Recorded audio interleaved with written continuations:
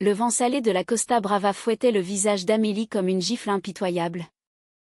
Tandis qu'elle dévalait la rampe de béton craquelé, son skateboard claquant contre le sol avec une violence qui faisait trembler ses os. Dans l'ombre fugace d'un palmier tordu par les embruns, elle vit le regard de Léna, ce regard qui l'avait ensorcelé des années plus tôt, maintenant teinté de trahison, comme un vin aigre tourné en un jour de canicule. Tu m'as menti, Amélie. Et ce mensonge a tout empoisonné, murmura Léna, sa voix brisée par le ressac des vagues, alors que le soleil se noyait dans la mer, emportant avec lui les derniers lambeaux de leur illusion partagée. Amélie sentit son cœur se serrer comme un étau rouillé. Elle avait 16 ans cette nuit-là, à Barcelone, quand tout avait commencé, une gamine aux rêves trop grands pour sa silhouette frêle, élevée dans l'ombre protectrice d'une mère veuve qui voyait en elle une future avocate, pas une casse-cou sur roulette. Le camp de skate d'été à Sitges, ce paradis asphalté bordé de plages dorées et de bars enfumés, était interdit aux filles selon les règles archaïques des organisateurs. Une bande de machos tatoués qui prétendaient que les rails et les half-pipes n'étaient pas faits pour les robes. Amélie avait donc menti. Un mensonge si simple, si enfantin, elle s'était présentée comme Alex. Un garçon timide aux cheveux coupés courts et à la voix feutrée par l'angoisse. Elle avait bandé sa poitrine plate sous un sweat trop large, volé à son cousin, et s'était maquillé les yeux d'un trait de crayon pour masquer sa douceur juvénile. Le mensonge avait fonctionné. Elle avait glissé dans ce monde d'adrénaline et de sueur masculine, ignorant les regards suspicieux, se fondant dans la meute comme un loup déguisé en agneau. C'était là, sous le soleil impitoyable de juillet 2015, que leurs yeux s'étaient croisés pour la première fois. Léna était l'instructrice en chef. 22 ans. Une silhouette élancée taillée par des années de tricks audacieux sur les quais de la Rambla. Originaire de Toulouse, elle avait fui la France pour l'Espagne 3 ans plus tôt, cherchant dans le bruit des roues et les chutes spectaculaires un remède à une rupture qu'il avait laissé en miettes une amante parisienne qu'il avait abandonnée pour un musicien aux airs de poète maudit. Léna avait des cheveux châtains qui dansaient comme des vagues folles quand elle chevauchait son board, et des yeux marrons où l'on pouvait lire des histoires de mers déchaînées et de nuits solitaires. Elle portait toujours un collier de coquillages usés, cueillis sur les plages de Collioure, un talisman contre les tempêtes intérieures. Amélie ou plutôt Alex avait trébuché sur une rampe ce premier jour, atterrissant dans une flaque de sueur et de honte devant tout le groupe. Les rires fusaient, graves et moqueurs, mais Léna s'était approchée sans un mot, tendant une main calleuse marquée de cicatrices roses. Relève-toi, petit. Les chutes, c'est ce qui nous rend plus forts. Sa voix était un ronronnement bas, teinté d'un accent occitan qui roulait comme les galets sur la grève. Amélie avait levé les yeux. Et là, dans ce regard, elle avait vu quelque chose de plus grand que la peur, une invitation. Un appel secret à oser être soi-même. Ce soir-là, autour d'un feu de camp improvisé sur la plage, où les braises crépitaient en écho aux guitares flamenco lointaines, Léna s'était assise près d'elle. Elles avaient partagé une bière tiède, parlant de tout et de rien, des tricks impossibles de Tony Hawk, des nuits blanches à rêver d'océan, des mensonges qu'on se raconte pour survivre. Amélie avait ri. Pour la première fois depuis des mois, sentant une chaleur nouvelle irradier de son ventre. Comme si le mensonge n'était plus un fardeau mais une aile déployée. Les jours suivants furent un tourbillon. Amélie apprenait vite. Trop vite peut-être. Imitant les mouvements fluides de Léna avec une ferveur presque religieuse. Elle skatait côte à côte au lever du soleil, quand la mer était encore un miroir d'argent et que Barcelone dormait sous un voile de brume. Léna lui montrait comment dompter un ollie sur les vagues de béton, Comment ignorer la douleur d'une éraflure au genou pour viser plus haut? Le skate. C'est comme l'amour. Alex, tu tombes. Tu saignes un peu. Mais tu te relèves pour voler plus loin. Amélie hochait la tête. Le cœur battant. Osant à peine effleurer du regard la courbe de son cou quand Léna se penchait pour ajuster sa planche. La nuit. Dans le dortoir surpeuplé. Elle revivait ces instants en boucle. Le corps tendu comme un arc. Imaginant des confessions impossibles. Était-ce cela? L'amour? Cette soif inextinguible qui vous ronge de l'intérieur? Ce désir de fusion qui fait trembler les fondations de tout ce que vous êtes? Un soir. Après une session particulièrement sauvage où Amélie avait enfin atterri un kickflip parfait sous les applaudissements rauques des garçons, Léna l'invita à une balade nocturne le long de la promenade maritime. Les lumières de la ville scintillaient comme des étoiles tombées. Et l'air embaumait le jasmin sauvage et le sel. Elles s'assirent sur un banc face à la mer. Les planches posées à leurs pieds comme des confidents muets. Léna alluma une cigarette, exhalant une volute qui dansa entre elles comme un secret partagé. Tu sais, Alex, tu as quelque chose de différent. Pas comme les autres gamins ici. Tu regardes le monde avec des yeux qui voient au-delà des rails et des rangs. Amélie déglutit. La gorge sèche. Et toi? Léna? Qu'est-ce qui t'a amené ici?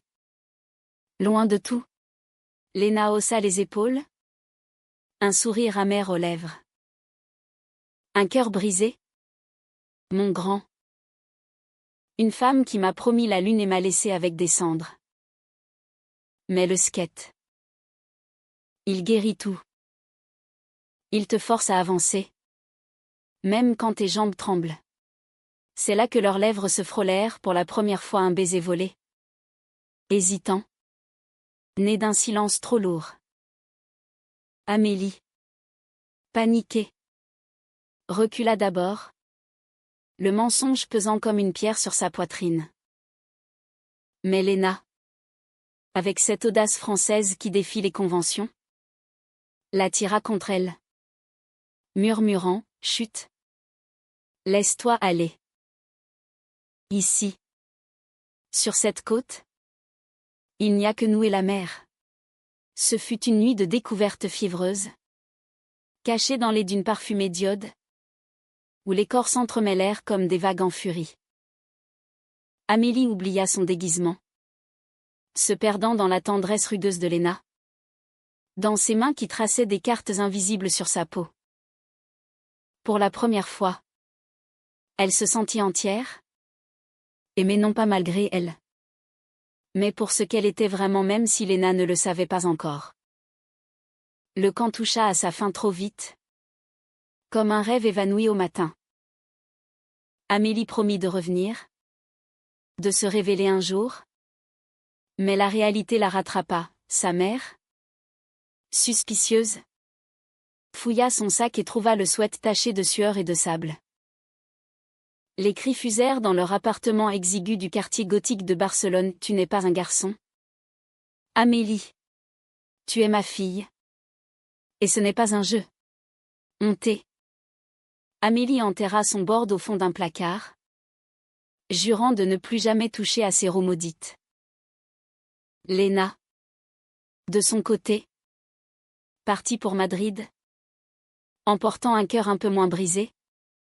Mais hanté par l'ombre d'un Alex qui avait touché son âme d'une façon inexplicable. Elles se perdirent de vue.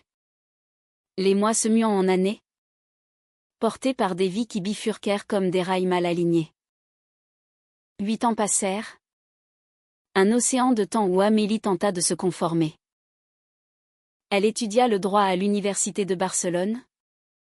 Épousa un homme stable nommé Javier, un comptable aux manières policées qu'il aimait à sa façon. Sans passion mais avec loyauté. Ils eurent une fille. Sofia. Aux yeux verts comme les siens. Qui grandit dans l'ombre d'une mère souriante mais absente. rongée par un vide qu'elle comblait avec des vers de Rioja solitaire. Pourtant, la nuit, quand la ville ronronnait sous les étoiles, Amélie rêvait de béton et de sel, de mains calleuses et de baisers salés. Le mensonge d'autrefois n'était plus un fardeau, il était une cicatrice qui pulsait, rappelant ce qu'elle avait sacrifié pour la paix.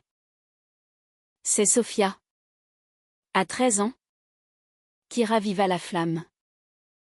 Passionnée de skate, elle supplia sa mère de l'emmener à un événement local à Sitges, le même camp.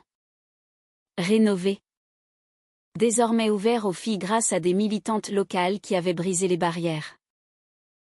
Amélie céda, le cœur serré, et se retrouva là, sur la plage, à regarder sa fille glisser avec une grâce instinctive.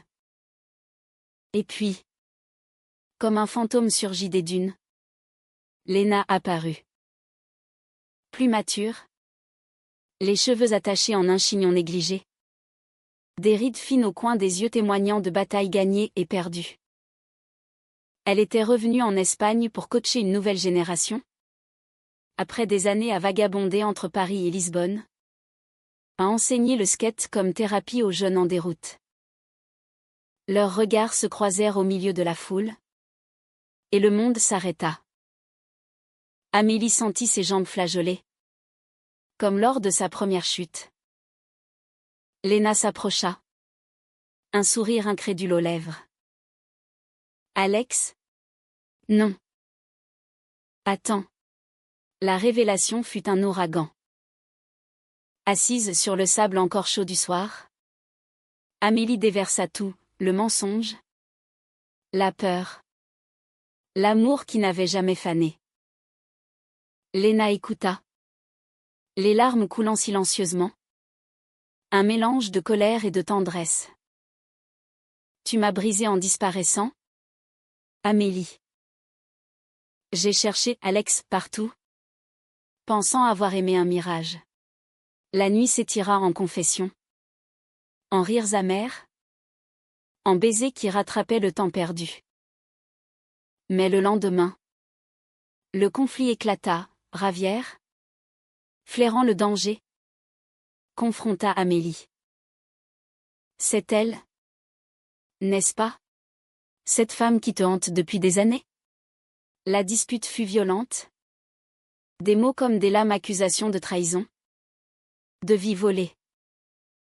Amélie choisit, elle quitta tout, emmenant Sofia avec elle, vers un appartement modeste près de la Sagrada Familia, où les tours torsadées de Gaudí semblaient murmurer des promesses de renaissance. Pourtant, la trahison n'était pas finie. Léna, hantée par ses propres démons, commit l'impensable, elle confia leur histoire à un ami journaliste. Un article sensationnel sur l'amour interdit du skate paru dans un magazine local, exposant Amélie au jugement public. Les ragots fusèrent la mère divorcée, l'ancienne menteuse, la lesbienne repentie. Sofia en souffrit, se rebellant contre cette mère qui avait tout sacrifié pour un passé fantôme. Amélie, au bord de l'abîme, se réfugia dans le skate, reprenant sa board rouillée pour exorciser la douleur. Sur les rangs de Barcelone, elle volait à nouveau. Chaque trick un cri de liberté. Chaque chute une leçon de résilience. Le climax survint un soir d'orage, sur la falaise de la Costa Brava, là où le mensonge avait pris racine. Léna vint la trouver, trempée par la pluie, le visage ravagé par le remords. J'ai trahi ta confiance pour guérir la mienne, Amélie. Pardonne-moi, ou laisse-moi partir pour toujours. Les vagues rugissaient en contrebas, un écho à leur tumulte intérieur. Amélie, les poings serrés, hurla sa douleur, les années perdues, la famille brisée, l'amour souillé. Mais dans ce cri, il y avait aussi la vérité nue, je t'aime encore. Malgré tout. Parce que ce mensonge nous a menés ici. À cette vérité brute. Elles s'effondrèrent dans les bras l'une de l'autre. La pluie lavant les blessures. Le tonnerre applaudissant leur rédemption. Les mois suivants furent une danse fragile sur le fil du rasoir. Amélie et Léna s'installèrent ensemble dans un petit appartement au cœur du quartier de Gracia, où les rues pavées exhalaient encore l'esprit bohème des années 60, avec ses cafés enfumés et ses murales colorées criant la liberté.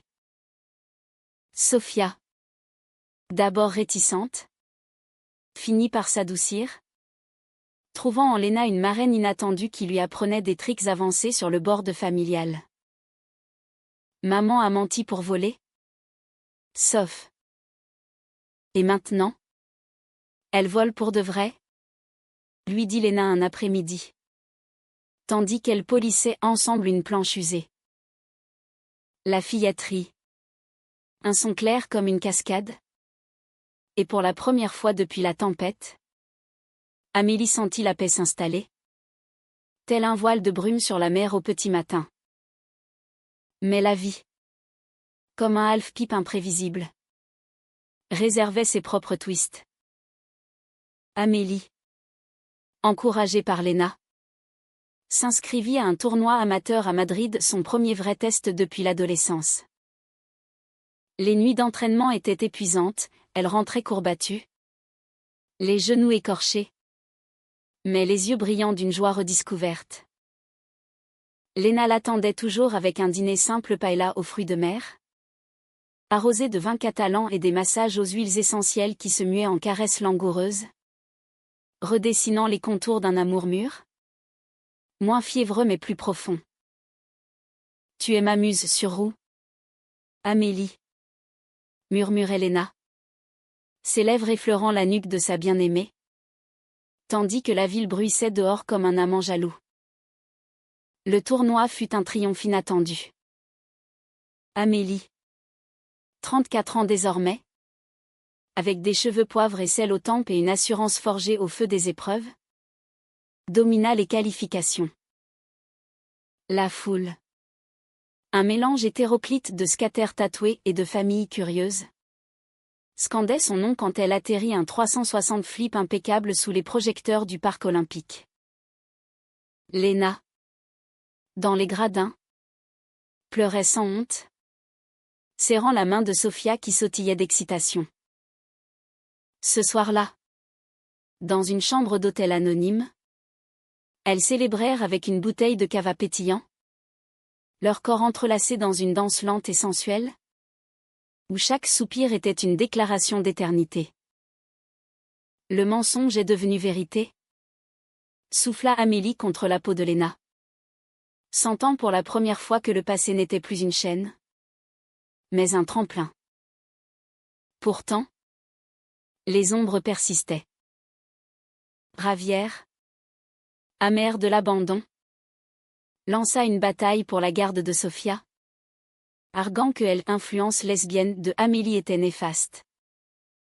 Les audiences au tribunal de Barcelone furent un calvaire, juges aux airs sévères, avocats aux plaidoiries acérées, et les pleurs étouffés de Sofia dans la salle d'attente.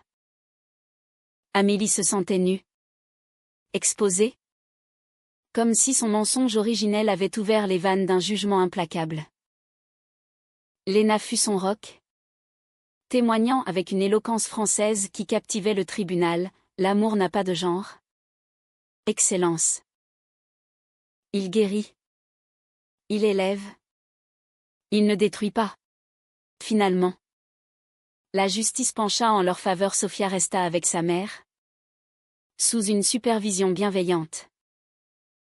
Mais la victoire avait un goût doux amer. Ravière partit pour Valence, emportant une partie de l'âme d'Amélie avec lui. C'est dans cette vulnérabilité que leur relation s'approfondit, touchant à l'essence humaniste qui définit les amours vrais. Elles fondèrent une association, Roue Libre, pour initier les jeunes filles au skate dans les quartiers défavorisés de l'Exemple. Amélie enseignait la technique, Léna l'esprit, comment transformer une chute en envol. Un mensonge en authenticité. Les sessions étaient magiques, des gamines aux cheveux en bataille, venues des bidonvilles de la périphérie, glissaient pour la première fois, leur rire fusant comme des feux d'artifice. Une d'elles, Maria, une orpheline de 14 ans aux yeux hantés par la perte, devint leur protégée. Vous deux. C'est comme un poème sur roue, dit-elle un jour. Et Amélie rit, serrant Léna contre elle, sentant la plénitude d'un cercle bouclé. L'été 2025 apporta un nouveau défi, une invitation à un camp international à Biarritz, sur la côte basque française, où le surf et le skate se mariaient en une symphonie océanique. Amélie hésita à revenir sur la scène où tout avait commencé, avec Léna à ses côtés. Était terrifiant. Et si le passé nous rattrape, murmura-t-elle une nuit, levée contre l'épaule de sa compagne. Léna l'embrassa doucement, ses doigts traçant des arabesques sur son dos. Le passé est un vieux bord de craquelé, ma chérie. On en fait un nouveau. Elles partirent, Sophia en remorque, et le camp fut une révélation. Amélie coacha avec autorité. Léna anima des ateliers sur l'identité queer dans le sport. Et ensemble, elles captivèrent les participants un melting pot de nationalités où les accents se mêlaient comme des vagues. Mais le destin, capricieux comme un vent de Mistral, frappa à nouveau. Lors d'une session nocturne sur la plage, Amélie tenta un trick audacieux, un grain sur une rambarde rouillée surplombant l'océan, et trébucha. La chute fut brutale, cheville foulée. Ego meurtri. Allongée sur le sable froid, les vagues léchant ses orteils, elle vit Léna accourir, le visage pâle de terreur. Ne bouge pas. Idiote. Tu n'es plus une gamine. Les larmes vinrent, chaudes et salées. Mélange de douleur physique et d'une peur plus profonde, celle de perdre cette seconde chance. Léna la porta jusqu'au van, ses bras forts comme des amarres. Et pendant le trajet vers l'hôpital de Bayonne, elles parlèrent. Pour la première fois. De leurs peurs enfouies. Léna avoua sa trahison passée, j'ai vendu notre histoire parce que j'avais peur de t'aimer vraiment. Amélie. Peur que ce soit trop beau pour durer. Amélie. La tête sur son épaule, murmura, et moi. J'ai menti pour te toucher. Mais maintenant, la vérité nous unit. La guérison fut lente. Un été de physiothérapie et de promenades boiteuses le long de la promenade de Biarritz, où les villas Belle Époque veillaient sur elle comme des gardiennes bienveillantes. Sophia grandit d'un coup, assuma le rôle de pilier, cuisinant des crêpes maladroites et racontant des blagues pour chasser les nuages. C'est elle qui organisa la soirée vérité, un pique-nique sur la plage au clair de lune, avec des guirlandes lumineuses et une playlist de chansons françaises mélancoliques Piaf, Brel, et des airs indies de Christine and the Queens. Là, entourées de l'association Roue Libre, Amélie et Léna renouvelèrent leurs vœux informels, échangeant des anneaux simples en argent gravés d'un skateboard stylisé. Pour les mensonges qui deviennent vérité, dit Léna, glissant l'anneau au doigt d'Amélie sous les applaudissements. Pourtant, la BKCH l'effleura une dernière fois.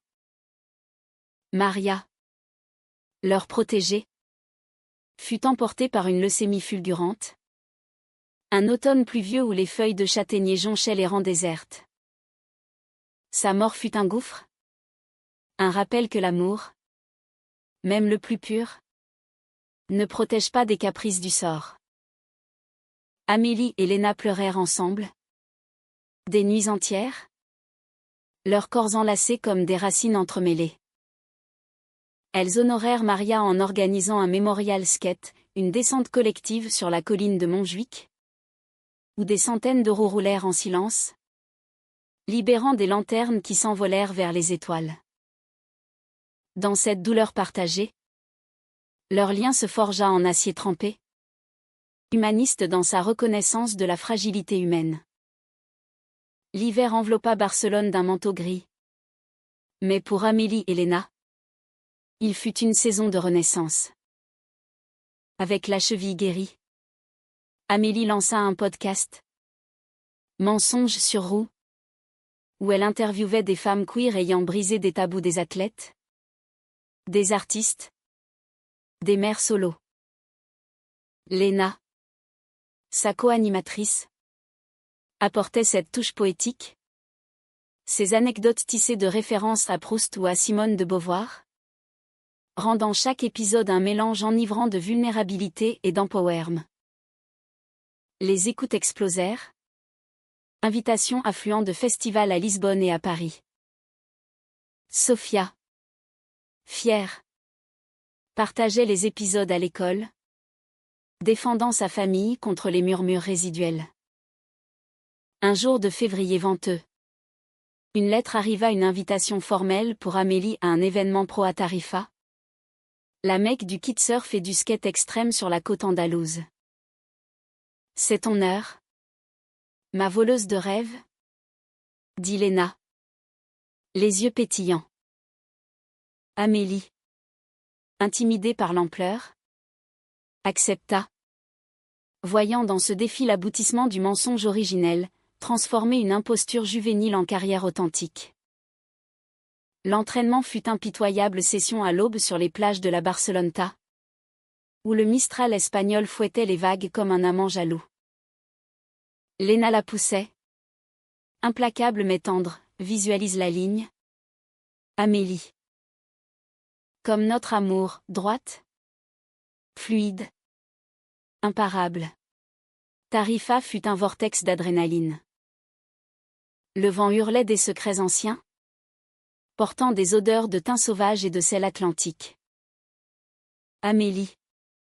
En tenue de compétition, un hoodie slim aux couleurs arc-en-ciel, short cargo et casquette vissée, se prépara dans les dunes, le cœur cognant comme un tambour flamenco. La foule était cosmopolite, surfeurs bronzés, skaters tatoués, familles andalouses en liesse. Quand son tour vint, elle monta sur la rampe principale, un monstre de béton incurvé face à l'océan déchaîné. Le premier run fut parfait, ollie. Grain. Air indie, la foule rugit. Mais au second, le vent trahit, la projetant en un déséquilibre périlleux. Elle atterrit mal, roulant sur le sable dans un nuage de poussière, la douleur irradiant de l'épaule. Debout, boitant, elle leva le poing, encore. Léna, depuis les tribunes, murmura une prière occitane oubliée, serrant Sofia contre elle. Amélie revint, déterminée. Et ce troisième run fut légendaire, un combo fluide, un 540 varial qui défia la gravité, atterrissant sous un soleil qui perçait les nuages comme une bénédiction. Elle remporta la médaille d'argent. Mais plus que le podium, c'était la vérité incarnée qu'il apportait, une femme de 35 ans. Queer et fière, qui avait menti pour rêver et vivait désormais ce rêve éveillé. Ce soir-là, sur la plage de Los Lances, elles dansèrent au son d'une guitare gitane, leurs corps collés dans la brise salée, Sofia tournoyant autour d'elle comme une fée espiègle. Le retour à Barcelone marqua un tournant. L'article du magazine d'Autrefois, Autrefois Poison, devint un atout, une biographie commandée par une éditrice parisienne. Le skate du mensonge, qui explora leur histoire avec sensibilité, touchant à l'universalité des luttes queer. Amélie signa. Léna relisant chaque page avec un œil critique, infusant les chapitres de sa prose lyrique. Le lancement à la librairie La Centrale fut émouvant, lecture à voix haute, Question du public sur la résilience.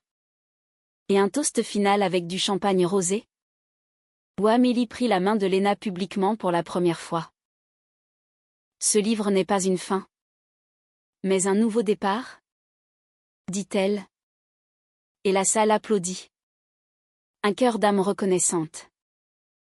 Pourtant, le conflit couva sous la surface.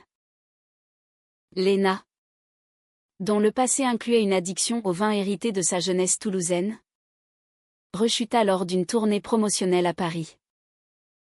Une nuit, après une soirée arrosée avec d'anciens amants, elle rentra ivre, vomissant des accusations. Tu m'as volé ma vie. Amélie, ton mensonge m'a piégée dans cette illusion. Les mots blessèrent comme des épines de pin. Amélie, blessée, envisagea la séparation pour Sophia, pour la paix fragile qu'elles avaient bâtie. Mais au lieu de fuir, elle choisit la confrontation, une retraite à Collioure, village natal de Léna, où les maisons roses se mirent dans la mer comme des cœurs apaisés. Là, sous le ciel provençal, elles déconstruisirent leurs armures. Léna avoua sa peur de l'engagement, forgée par la trahison de sa première amour. Amélie confessa son doute persistant, et si j'étais encore en train de mentir? À moi-même? Les jours s'écoulèrent en promenade le long des sentiers douaniers, où le parfum des mimosas se mêlait à leurs murmures. Elles scatèrent sur les quais déserts, Léna sobre et radieuse, Amélie osant des tricks plus doux, plus gracieux. Une nuit, au château royal, elles firent l'amour sous les étoiles, un acte de réconciliation où chaque caresse effaçait une cicatrice. Nous sommes imparfaites, mais ensemble, nous sommes entières, murmura Léna. Et Amélie sut que c'était la vérité profonde, humaniste, qui transcendait les drames. Sophia grandit, entrant au lycée avec une maturité précoce, et devint la gardienne de leur flamme organisant des dîners familiaux ou ravières. Apaisée par le temps, venait parfois, toisant Léna avec une courtoisie guindée. L'association Roue Libre s'étendit, touchant des villes comme Séville et Bilbao, formant des générations de filles à revendiquer leur espace. Amélie, désormais coach reconnue, voyageait, mais rentrait toujours à Léna, à leur lit au drap froissé par l'amour, à la vue de la mer depuis leur balcon. Le printemps 2026 fleurit en apothéose. Amélie reçut une bourse pour un programme d'entraînement élite à Marseille. Une chance de passer pro. Léna, enthousiaste, la poussa, va. Ma vague. Surfe cette opportunité comme nous avons surfé notre histoire. Mais la distance pesa, appel nocturne entrecoupé de fatigue. Texto chargé de « je t'aime » hâtif. Sophia, en pleine adolescence, testa les limites, flirtant avec le danger dans les rues nocturnes de Barcelone. Une nuit, elle rentra avec une entaille au bras d'une rixe stupide. Et Amélie, depuis Marseille, s'effondra au téléphone. Je ne peux pas être partout. Léna. Pas mère. Pas amante. Pas scataire. La crise éclata lors d'une visite surprise, accusations volèrent. Portes claquèrent. Et Léna, blessée, prit un train pour Toulouse, laissant un mot, peut-être que le mensonge final est de croire que nous pouvons tout réparer. Amélie sombra, annulant des sessions pour veiller sur Sophia, qui, dans sa sagesse naissante, murmura, « Maman, l'amour n'est pas une rampe parfaite. C'est savoir rebondir ensemble. » Ces mots, simples, la propulsèrent. Elle suivit Léna jusqu'en Occitanie, Débarquant un matin pluvieux devant la maison familiale, une masse provençale au volet bleu, où l'air embaumait la lavande et le regret. Léna, surprise au milieu d'un jardin potager, lâcha sa binette, les yeux rougis. Pourquoi es-tu venue, Amélie? Trempée. S'agenouilla dans la boue, parce que le mensonge m'a amené à toi. Et la vérité nous garde. Pardonne-moi de t'avoir fait douter. Elles pleurèrent, s'embrassèrent sous l'averse. Un baiser biblique lavant les ans. Elles revinrent à Barcelone renforcées. Décidant d'un équilibre, Amélie réduisit ses voyages. Léna lança des ateliers en ligne pour l'association. Sophia, touchée par leur vulnérabilité, s'ouvrit sur ses propres doutes, une crush naissante pour une camarade de classe. Un coming-out timide que ses mères accueillirent avec des rires et des câlins. La famille s'élargit. Ravière trouvant la paix en une nouvelle union. Visitant pour des barbecues où les planches étaient alignées comme des totems. Le climax inattendu survint à l'été, le camp original de Sitges. 10 ans après, organisa une édition commémorative. Amélie et Léna y retournèrent comme invitées d'honneur, avec Sophia en apprenti coach. La plage bruissait de souvenirs, le même palmier tordu, les mêmes dunes chuchotantes. Lors de la cérémonie de clôture, Amélie prit le micro. Sa voix ferme malgré l'émotion: j'ai menti pour entrer ici. Il y a une décennie. Ce mensonge m'a donné l'amour de ma vie. Léna. Et une fille qui vole plus haut que moi. Aujourd'hui, la vérité est que nous appartenons toutes à ce monde sans déguisement, sans peur. La foule ovationna. Et sous les feux de camp crépitants, elles dansèrent, 3 silhouettes enlacées, face à la mer éternelle. La fin fut douce, humaniste dans sa simplicité. Amélie ne devint pas championne du monde, mais légende locale, inspirant des milliers via des vidéos virales. Léna écrivit un recueil de poèmes, Vague et roux, dédié à Amélie, explorant l'amour queer comme un océan infini. Sophia grandit, libre et audacieuse, perpétuant l'héritage. Et elle, Amélie et Léna, vieillirent ensemble, cheveux grisonnants, mains jointes sur une planche partagée, regardant le soleil se coucher sur la Costa Brava. Le mensonge s'était mué en vérité. Non pas parfaite, mais profondément humaine, un amour qui tombe, se relève et vole éternellement.